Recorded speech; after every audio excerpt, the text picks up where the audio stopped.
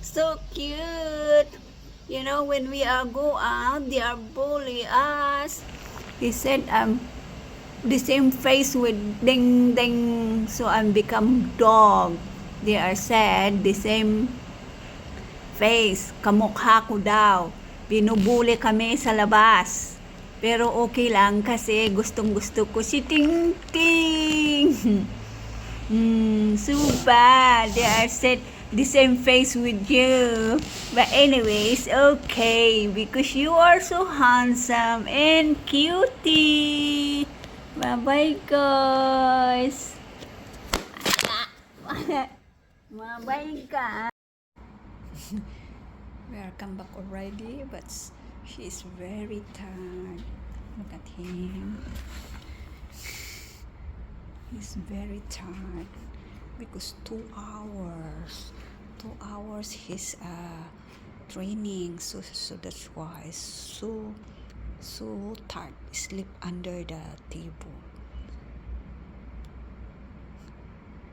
It's long time to training for him.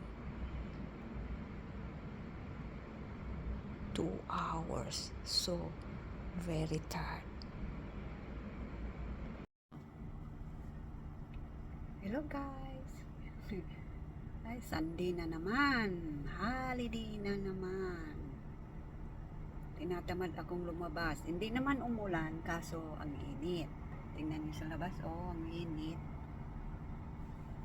Kaya dito na lang ako muna bago ako lalabas mamayang hapon, siguro mga alas 3 para hindi mainit. Maglakad-lakad lang at kumain ng lunch, dinner siguro mamaya.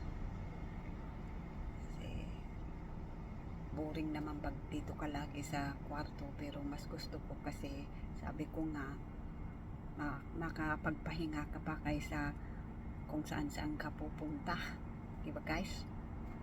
So mag video muna tayo dito at saka lalabas mamaya. I-meet ko siguro si ate ko. Sorry guys, haggard tayo, wala pang makeup. Walang makeup, walang lipstick, sana all. Hindi kasi talaga ako nagme-makeup.